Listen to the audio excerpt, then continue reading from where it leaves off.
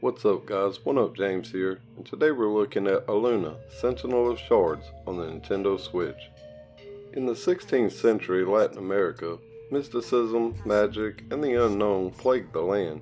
You will assume the role of an Incan demigod, Aluna, in the action RPG, as you try to defend a mystical shard that possesses the power of the earth.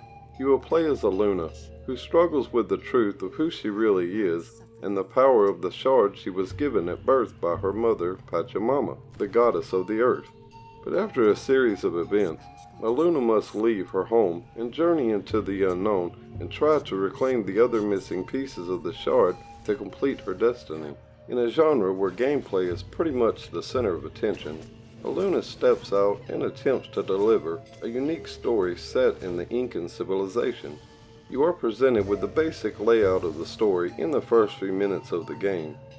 As your village is raided, you are forced out into the world in search of the powerful shards to bring peace and order back to the land. The story isn't as unique to the events as it is to the setting, bringing more of Latin America and the Incan civilization to the 21st century gamer. The cutscenes and character interactions aren't done well enough to convey the destruction and urgency of achieving the task at hand. The graphics don't do much to stand out as a unique game experience in 2021. The game has a muted color palette, and when in large areas, tends to look the same as you progress. But I don't think Aluna was designed with new in mind. With an early Diablo or Titan Quest aesthetic, it definitely has that retro look and perspective. The enemy designs do vary from area to area as you make your way down Aluna's path, from the village to the ruins and the swamps filled with caiman.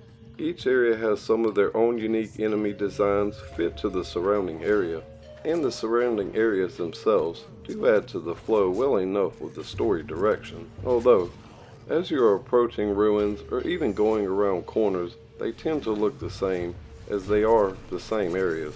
They're just not filled with enough unique architecture to make the sometimes long length of the area feel more distinct. I sometimes would have to refer to my map to see which direction I was actually headed in, but there is a waypoint shrine to help you traverse the map easy enough and a quick travel to town option. But with all that being said, the developers have done a decent enough job of immersing you into this 16th century Latin America setting. The controls consist of a lot of the usual aspects of this genre. As you level up, you are given skill points that can be used in the skill tree to unlock new melee, ranged, or magic moves that can be hotkeyed to your button layout, each very specific, and can only be used if you are wielding the said type of weapon for that skill attack. Although, there is no leveling up each skill once you unlock them, they do add the different abilities and combos to Aluna's arsenal. And as for your life meter goes, you do have unlimited number of potions that can be used as needed. After using one of the potions, the meter only takes a few seconds to recharge and you're ready for health again. And as your magic meter depletes, by pressing A and landing hits with your regular attack, your magic meter fills back up.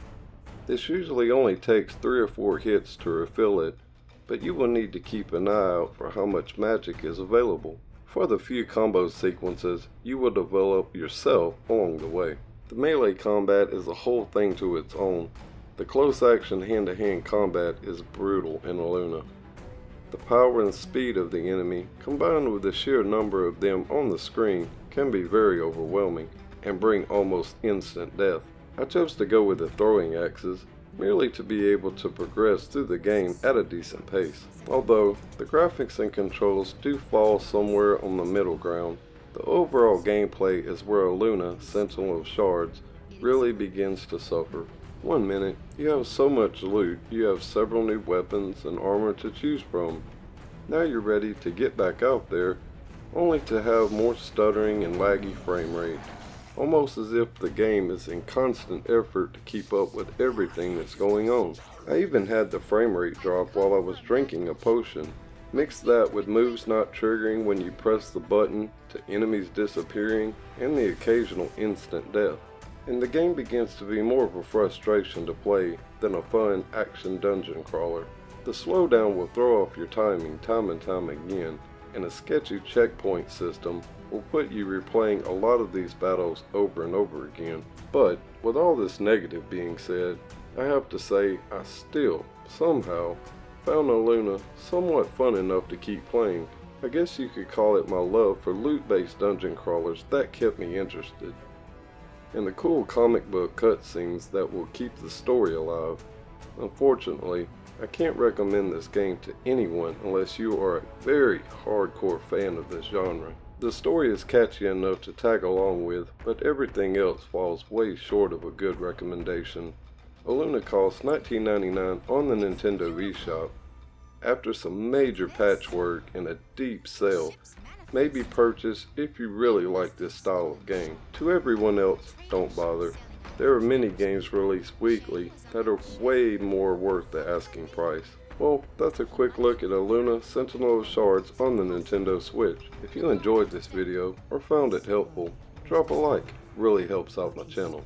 Subscribe if you haven't already, and I'll see you next time, guys. Later.